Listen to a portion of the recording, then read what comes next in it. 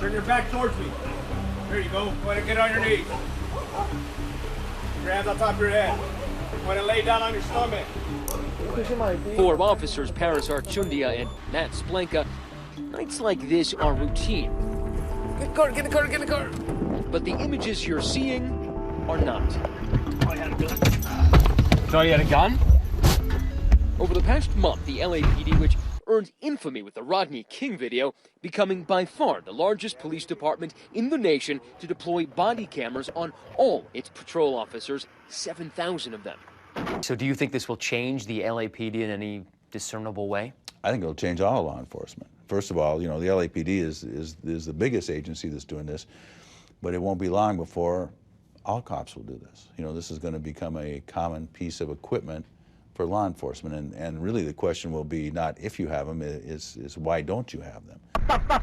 Over the past few years, body cameras have become a hot-button issue nationwide, thanks in part to videos like these. This reserve deputy allegedly mistaking his gun for his taser in Oklahoma City with fatal results. The reserve deputy is now facing second-degree manslaughter charges. He says it was all a terrible accident. But perhaps the most publicized example, an officer for the University of Cincinnati shooting to death Samuel DuBose during a traffic stop. The video revealing what the prosecutor called the most asinine act I've ever seen a police officer make. Officer Ray Tensing told other officers right after the incident he needed to protect himself. Oh, I thought he was going to run me over. He was dragging me. Yeah, he took off on me. My hand was caught inside. I missed his tires, luckily, but I was just getting dragged by him. Tires? The video seems to show a different story. Investigators concluded he was never dragged and never in danger. Tensing was fired from the department and charged with murder. Despite these examples, advocates say the cameras have probably absolved more cops than they have condemned. I think it shows that we believe in what we do enough to put it on film. And this allows that to happen. This is a camera. You can tell by this blinking light that the camera's on. Which is why the LAPD is giving us an exclusive look at their new gear, the taser-made Axon. The #1 seller of body cameras, Taser has seen sales surge more than 154% in just a year. More than 53,000 of these cameras are being buckled into police utility belts across the country. Still, that's less than 1 Axon camera per 10 cops in the U.S. We spent 2 days and nights with the LAPD doing as they do. All units, code 4. Filming every interaction with the public. You guys work here? Right there. Around midnight, Archundia spots something in the inky darkness. He guns the engine in pursuit of a suspected local gang member. Do I get a gun? Yeah. There's a scramble in the alleyways to find him. Until now, their dash cams would have only captured the car chase. Those new cameras now capturing the foot pursuit, the stop, and the frisk. Close quarters contact that is so often the source of complaints about excessive force. This young man knows what's coming. Earlier this year, the officers say he was charged with grand theft auto and the possession of a firearm. He doesn't pay us much attention. What does the tattoo in the back of your neck say? Darlene. Darlene? While he's cuffed, Archundia searches around to see if a gun was ditched.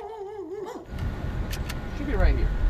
Archundia and Splenka, both of whom have significant others waiting for them at home, do the toughest shifts in one of the nation's toughest beats.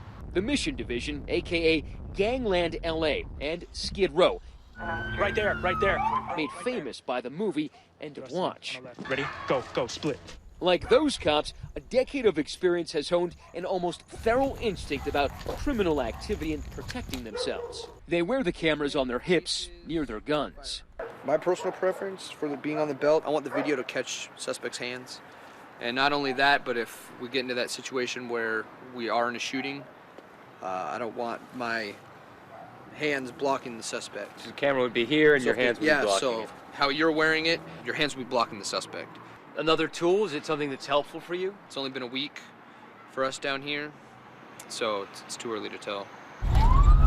The video captures very little, mostly blackness as we race on a Code 3. Yeah. to what they know will be a prank call. And it jangles as we clamber up to a flop house, knowing the officers will soon turn back around. You want to get on your knees? They worry that with police officers feeling under increased threat when the real thing happens and their life is on the line, that the camera will be a potentially dangerous or deadly distraction. What if there's a shooting, an active shooter right in front of me, and I'm thinking about this instead of my gun? That's the only issue I have right now with this. Another concern, it might not always give a complete picture. And in some ways, that makes this product also very incomplete. Yeah. It gives you only that one snippet of time. It's one piece of the puzzle. It's a big piece, and in some cases, it's going to be a huge piece.